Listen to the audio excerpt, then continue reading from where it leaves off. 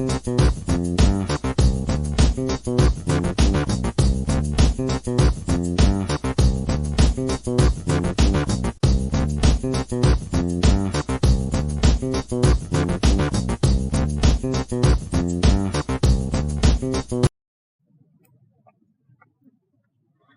वालेकुम।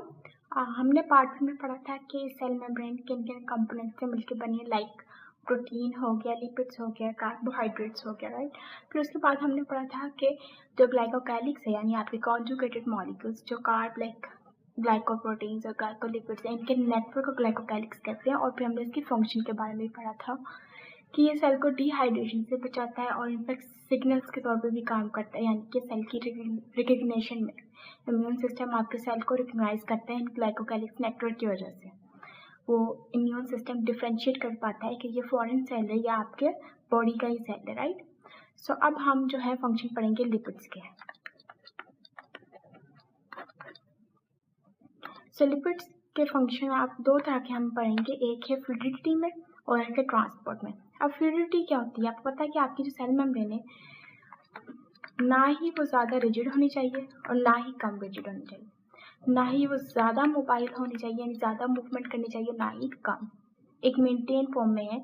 लाइक वो रिजिड भी नहीं है और ज़्यादा मोबाइल भी नहीं। फॉर एग्जांपल आपके जो लिपिड्स हैं,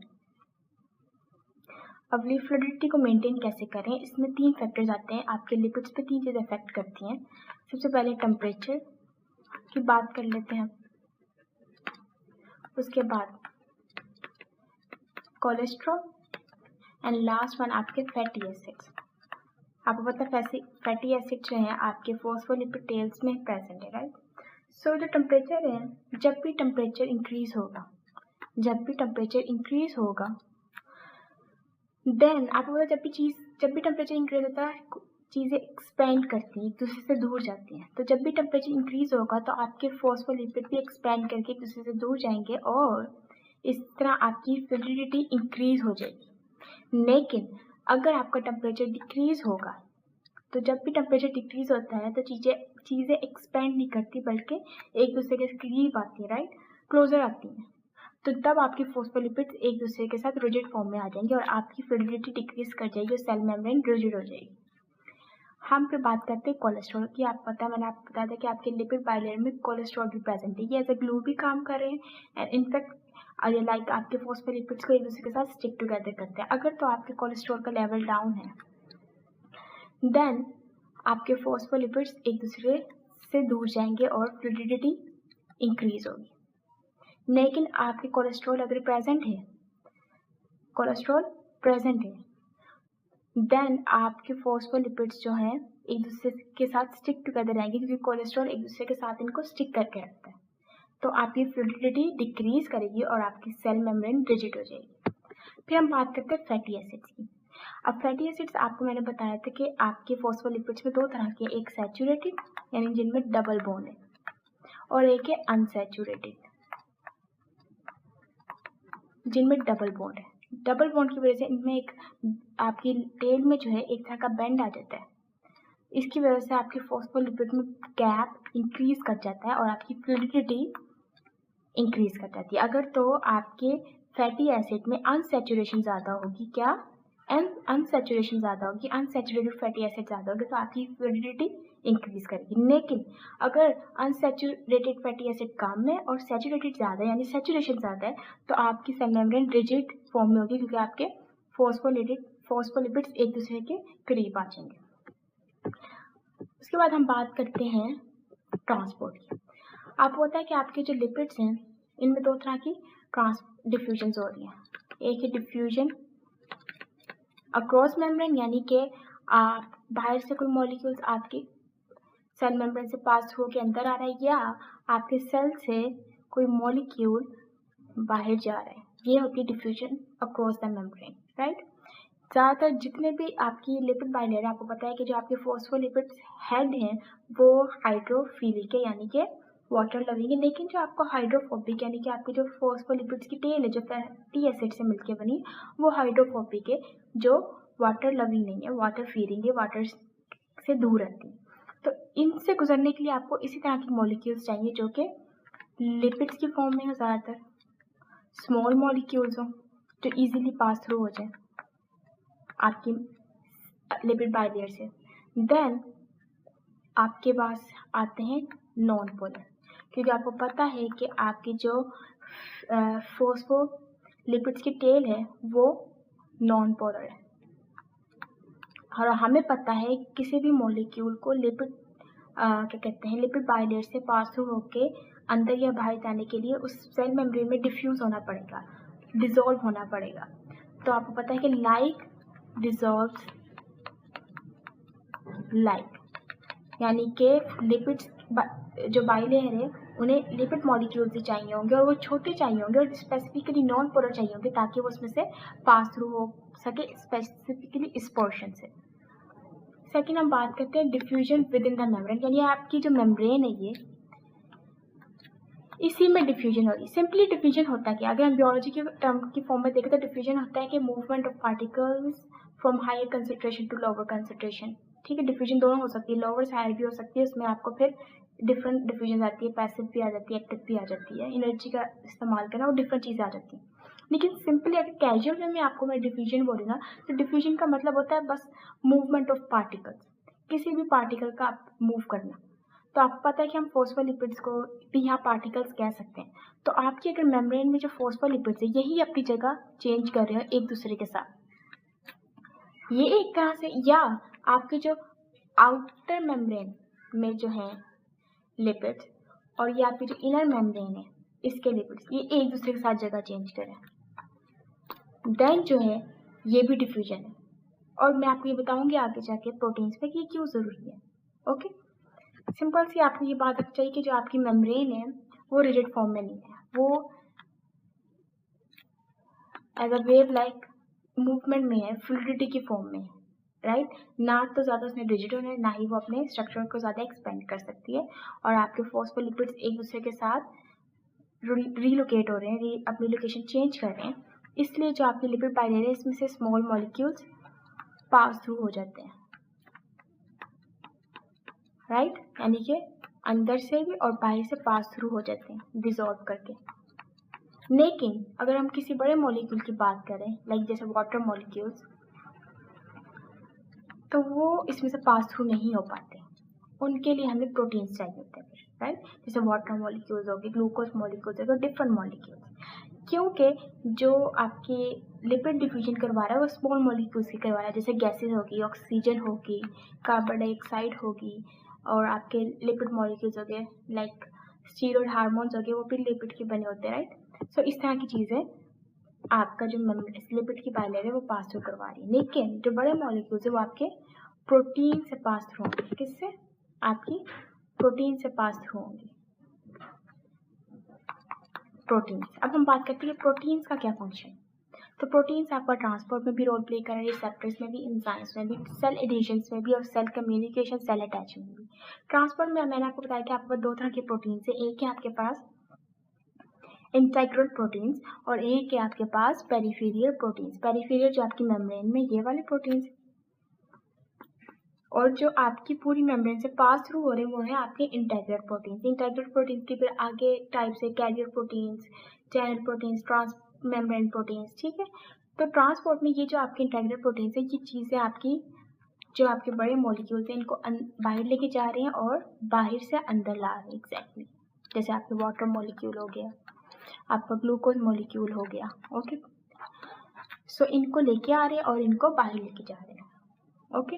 ये आपकी होगी ट्रांसपोर्ट, यानी कि वो मॉलिक्यूल्स बड़े भी होने चाहिए, लार्ज होने चाहिए। सेकंड, वो होने चाहिए polar molecules, okay. Polar molecules होंगे, लार्ज मॉलिक्यूल्स होंगे, लार्ज आयंस होंगे, वो आपकी प्रोटीन्स में से पास थ्रू हो सकते हैं, एग्जैक्टली। और आपको पता है आपके लिए इंटेग्रल प्रोटीन्स है, ये फॉस्फोलिपिड के साथ जो होते हैं हाइड्रोफिलिक नेचर में होते हैं, जब इनके आपके फैटी एसिड के साथ अटैच होते हैं, जब क्योंकि मेम्ब्रेन से पास थ्रू हो रहे हैं तो ये हाइड्रोफोबिक इन नेचर हो जाते हैं, यानी दोनों नेचर में एक्ट कर रहे हैं। फिर हम बात करते हैं रिसेप्टर्स। जो आपके ये वाले पेरिफेरल प्रोटीन्स है ना, ये आपके एज अ रिसेप्टर भी काम करते हैं। आपने पढ़ा होगा जैसे आपके इंसुलिन आपके सेल के रिसेप्टर्स के पास जाता है और सेल को सिग्नल सेंड करता है कि अब ग्लूकोज आपके ब्लड में ज़्यादा हो गया, तो ग्लूकोज का मॉलिक्यूल्स सेल ले और फिर एनर्जी प्रोड्यूस करे। तो एज अ सिग्नल जब इंसुलिन लेके आ रहा है वो किस रिसेप्टर को दे रहा है? वो रिसेप्टर नॉर्मली प्रोटीन्स ही होते हैं। प्रोटीन्स क्या है? एज अ रिसेप्टर काम कर रहे हैं। फिर वो जो प्रोटीन्स है उस मैसेज को लेंगे और फिर आपके आगे सेल में ये जो आपके पेरिफेरल प्रोटीन्स है सेल को सिग्नल करेंगे कि अच्छा ये वाला सिग्नल आया है, अब इस पर वर्क करो। फिर आपका सेल उस पर वर्क करता है। ओके, फिर हम बात करते हैं एंजाइम्स की। अब एंजाइम्स क्या होते हैं? आपको पता है आपकी बॉडी में कोई भी रिएक्शन हो रहा है, यानी कोई भी फॉर एग्जाम्पल कोई भी आप मॉलिक्यूल ले लें, 2 मॉलिक्यूल्स ले लें, वो मिलके कुछ न्यू प्रोडक्ट बना रहे हैं। सो ये आपका एक रिएक्शन हो रहा है, इसको स्पीड अप करने के लिए एंजाइम्स एक्ट करते हैं। Okay, as a catalyst. और आपको पता होना चाहिए कि आपके एंजाइम्स जो है एक्चुअली प्रोटीन इन नेचर होते हैं, यानी कि किससे मिलके बने होते हैं? वो प्रोटीन से ही मिलके बने होते हैं। सो अगर आपका ये सेल है, अगर इसके सेल के इनर एनवायरनमेंट में यानी इंट्रासेलुलर फ्लड में कोई काम होगा, तो जो आपकी ये जो इंटरनल साइड पे प्रोटीन्स हैं, ये कोई भी रिएक्शन, फॉर एग्जांपल 2 प्रोडक्ट्स हैं A प्लस B, उसका रिएक्शन हो रहा है, उससे कोई न्यू प्रोडक्ट बन रही है C या C प्लस D, कुछ भी न्यू बन रहा है, तो उसको स्पीड अप करेंगे ये वाले प्रोटीन्स, उसमें रिएक्ट करेंगे, उसमें हिस्सा लेंगे और ये रिएक्शन स्पीड अप करके जल्दी से परफॉर्म करवाएंगे। इसी तरह ये जो आपके ये वाले प्रोटीन्स हैं, बाहर पेरिफेरल प्रोटीन्स है, ये बाहर एक्स्ट्रा सेलुलर फ्लड में जब भी कोई रिएक्शन होगा उसको स्पीड अप करके न्यू प्रोडक्ट बनाएंगे, उसमें रोल प्ले करेंगे। ठीक, अब हम बात करते हैं सेल एडिशन की। ठीक है, अब सेल एडिशन क्या होता है कि एडिशन किसे कहते हैं? अटैचमेंट को। आपके 2 सेल्स हैं ना, ये आपके 2 सेल्स हैं, ठीक है। तो आपकी जो ये बाहर पेरिफेरल प्रोटीन से 2 सेल्स में आपस में अटैचमेंट करवा रहे हैं, उनको अटैच कर रहे हैं, उनको स्टिक टुगेदर कर रहे हैं, उनकी एडिशन कर रहे हैं, उनको अटैच कर रहे हैं। ठीक है, तो ये भी इस तरह भी आपके जो पेरिफेरल प्रोटीन से रोल प्ले कर रहे हैं। सेकंड है सेल कम्युनिकेशन। सेल कम्युनिकेशन की ऐसी बात है कि फॉर एग्जांपल आपके 2 सेल्स हैं या 3 सेल कर ले, जितने भी सेल्स आपने करने हैं, ये प्रोटीन्स उसमें कम्युनिकेशंस करवा रहे हैं आपस में अटैच करवा के। फॉर एग्जांपल इस सेल में अगर कोई भी आयन है, फॉर एग्जांपल ज़्यादा है या उसने इस दूसरे सेल को ट्रांसपोर्ट करना है या उसको सेंड करना है, तो आपके प्रोटीन्स जो हैं वो इसको ट्रांसपोर्ट प्रोटीन्स दूसरे सेल में ट्रांसफ़र कर देंगे। और अगर इसने भी किसी को सेंड करने है फिर आगे सेल्स में, तो ये सेल की आपस में क्या हो रही है? कम्युनिकेशन हो रही है। और ये कौन करवा रहा है? आपके प्रोटीन्स ही करवा रहे हैं ना। ओके, सिग्नल सेंड करना दूसरे सेल को, उसमें आपके पेरिफेरल प्रोटीन्स भी आएंगे। अगर कुछ ट्रांसपोर्ट करना है दूसरे सेल को, तो उसमें आपके इंटीग्रेट प्रोटीन्स, ये वाले प्रोटीन्स आ रहे हैं जो कि ट्रांसपोर्ट में हेल्प कर रहे हैं। तो इस तरह आपकी सेल एक दूसरे से कम्युनिकेट कर रहे हैं। फिर बात करते हैं हम सेल अटैचमेंट की। यहाँ पे आपकी सेल, तो यहाँ पे जब हम बात कर रहे हैं तो सेल आपस में क्या है? अटैच हो जाते हैं, आपस में स्टिक टुगेदर होते हैं। बट अगर हम लोग उसकी बात करें सेल अटैचमेंट की, तो आपके जो सेल है, फॉर एग्जांपल ये आपके सेल्स हैं, ये आपस में तो चलो प्रोटीन्स के साथ अटैच हैं, बट बाज़ का कोई टिश्यूज़ हैं आपकी बॉडी में, वो उनके साथ अटैच हो रहे हैं। अगर वो उनके साथ अटैच हो रहे हैं तो उनको कौन अटैच करवा रहे हैं? उनको भी आपके प्रोटीन्स ही उस टिश्यूज़ के साथ अटैच करवा रहे हैं, आपके पेरिफेरल प्रोटीन्स हो गए। ओके, सो आपके टिश्यूज़ के साथ अटैच करवा रहे हैं, तो ये आपकी सेल की अटैचमेंट किसी भी और स्ट्रक्चर के साथ जो करवा रहे हैं वो भी एक प्रोटीन्स है, तो ये एक इनका फंक्शन है। कुछ और भी स्ट्रक्चर्स होते हैं प्रोटीन्स के अलावा जो आपके सेल को दूसरी स्ट्रक्चर्स के साथ अटैच करवा रहे हैं डिफरेंट टिश्यूज़ के साथ, वो और होंगे, बट इनका भी रोल प्ले है इसमें। ओके, फॉर एग्जांपल जैसे आपकी स्किन है, स्किन में आपके टिश्यूज़ भी हैं, फिर एपिडर्मिस सेल्स भी, तो एपिडर्मिस सेल्स की लेयर्स को टिश्यूज़ के साथ अटैच कौन करवा रहे हैं? और भी स्ट्रक्चर्स हैं, बट आपके सेल के प्रोटीन्स खुद भी उसको अटैच करवा रहे हैं, ताकि जब भी कोई मैकेनिकल प्रेशर हो, यानी मैकेनिकल प्रेशर कोई बाहर से आपकी स्किन पे प्रेशर हो रहा है, तो आपकी सेल की लेयर ख़राब ना हो। ओके, वो टीयर अप ना हो, वो प्रॉपर वे में अटैच रहे और एक सीक्वेंस में रहे। तो आपको पता लग गया कि प्रोटीन्स के क्या फंक्शंस हैं। ओके, एक मैंने आपको इशू बताना है, एक पॉइंट, कि आपके प्रोटीन्स जो हैं वो क्यों हेल्प कर रहे हैं आपके प्रोटीन्स ट्रांसपोर्ट में कैसे हेल्प करें, स्पेसिफिकली जो आपने यहाँ पे पढ़ी थी डिफ्यूजन, आपकी मेम्ब्रेन में फॉस्फोलिपिड डिफ्यूज करें। तो मैं आपको एक बात बता दूँ कि मैंने आपको बताया कि आपकी सेल मेम्ब्रेन में जो फॉस्फोलिपिड्स है वो रीलोकेट होते रहते हैं। क्या होते रहते हैं? रीलोकेट हो रहे हैं, राइट। सो ये आपका सेल है, फॉर एग्जाम्पल ये आपके सेल्स हैं। कोई मॉलिक्यूल यहाँ से आ रहा है, यहाँ से आ रहा है, तो हर जगह तो चैनल्स नहीं होंगे। तो जब आपके फॉस्फोलिपिड्स रीलोकेट करते रहते हैं ना, वो रीलोकेट इसलिए करते हैं कि वो जो आपके प्रोटीन्स चैनल्स हैं, आपके प्रोटीन्स है मेम्ब्रेन में, वो भी रीलोकेट करें। यानी कि जो आपके प्रोटीन्स है वो भी रीलोकेट करें, चाहे वो इंटेग्रल प्रोटीन्स है चाहे पेरिफेरल प्रोटीन्स है, वो रीलोकेट करें। फॉर एग्जाम्पल अगर यहाँ से मॉलिक्यूल आ रहा है, यहाँ पे कोई चैनल नहीं है, तो मॉलिक्यूल ऐसा तो नहीं है कि वो अच्छा मैं दूसरे रास्ता बदल के आता हूँ, यहाँ से आ जाता हूँ, ऐसा कुछ नहीं होगा। आपकी मेम्ब्रेन में ही ऐसा सिस्टम है जो मैं आपको इसलिए यहाँ पे बताती हूँ कि लिपिड्स ट्रांसपोर्ट में कैसे हेल्प कर रहा है। ऑफ कोर्स वो मटेरियल तो अपना रास्ता चेंज नहीं करेगा ना, तो आपके लिपिड्स में फॉस्फोलिपिड चेंज कर रहे हैं अपनी डायरेक्शन। जब वो चेंज कर रहे हैं तो वो स्पेस छोड़ रहे हैं प्रोटीन्स को उस जगह पे फिक्स होने के लिए। तो इस तरह अगर यहाँ पे प्रोटीन चैनल है तो फिर वो मूव करते करते यहाँ पे आ जाएगा। तो इस तरह आपकी जो मटीरियल है कोई भी वो पास थ्रू हो जाएगा। आपको समझ आ रही? अगर यहाँ से कोई सिग्नल आ रहा है और यहाँ पे कोई रिसेप्टर नहीं, यानी आपका कोई प्रोटीन नहीं है जो इस सिग्नल को डिटेक्ट करे, तो आपकी वैसे ही मैंने आपको कहा कि फॉस्फोलिपिड मूव कर रहे हैं, पोजीशन चेंज कर रहे हैं, तो इस वजह से आपकी प्रोटीन्स भी रीलोकेट करेंगे। तो अगर कोई रिसेप्टर यहाँ पे था तो रीलोकेट करके यहाँ पे चला जाएगा, तो इस तरह वो सिग्नल को डिटेक्ट करेगा। ओके, दूसरा लास्ट फंक्शन आप कह रहे हैं कि आपकी जो प्रोटीन्स है वो सिग्नल के तौर पे भी काम कर रहे हैं, यानी आपकी सेल की आइडेंटिफिकेशन कर रहे हैं। क्यों? क्योंकि मैंने आपको बताया था कि ग्लाइकोकैलिक्स क्या थे? ग्लाइकोलिपिड्स या ग्लाइकोप्रोटीन्स। अगर तो आपकी जो प्रोटीन्स है उनके साथ ग्लूकोज है तो ये क्या बना है? ग्लाइकोप्रोटीन।